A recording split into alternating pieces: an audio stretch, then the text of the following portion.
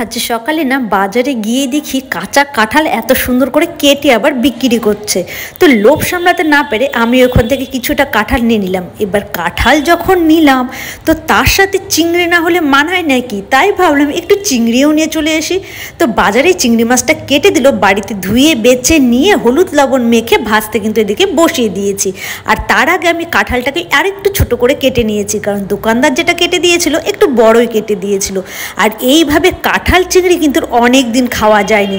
আর এই সিজনে যে বাজারে গিয়ে কাঁঠাল পাবো সত্যি ভাবতে পারিনি, তাও আবার কাঁচা কাঁঠাল। কিন্তু এখানে মশলাটাও করে নিয়েছি। মশলার মধ্যে ছিল আদা, জিরে, কাঁচা লঙ্কা, শুকনো লঙ্কা আর একটু গোটা গরম মশলা, আর সাথে ছিল পেঁয়াজ রসুন বাটা।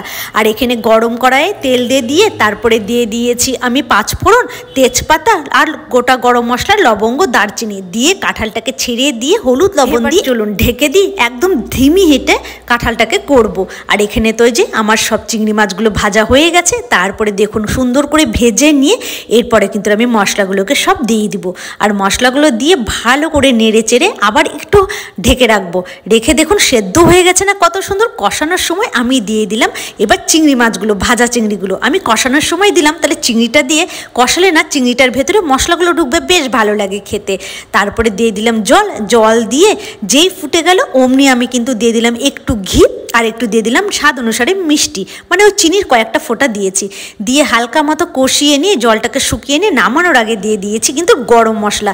আর এইভাবে কিন্তু কাঁঠাল চিংড়ি খেতে এত ভালো লাগে কি আর বলবো বলুন। আজকে দুপুরে লাঞ্চটা যেন আমাদের একদম জমে পুরো ক্ষীর হয়ে গেছিলো। অনেক দিন পরে এইভাবে কাঁঠাল চিংড়ি খেয়েছি না, বেশ ভালো লাগছিল।